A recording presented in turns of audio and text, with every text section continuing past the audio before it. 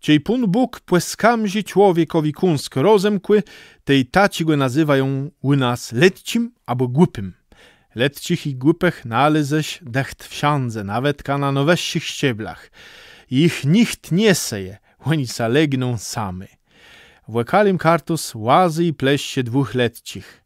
Głupy Jan łec Junowa i letci Marceli łed wygłedę. Jan pleście wiele i decht byle co. Marceli kunsk mni. Łazią i pleścią, ale nic złigłe nikłemu nie robią, a ledze i matyśni co są z nich weściżają.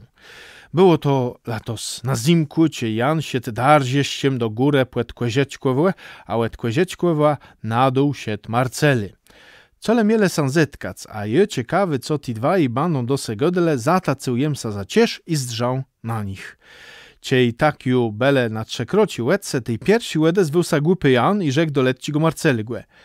Jemu miał wiele głupek widzuny, ale taci go jak te jeśni. Marceli nie rzekł nick i tak sam minele. Ty i Josa płekle po łesenie i so tak pomyślał.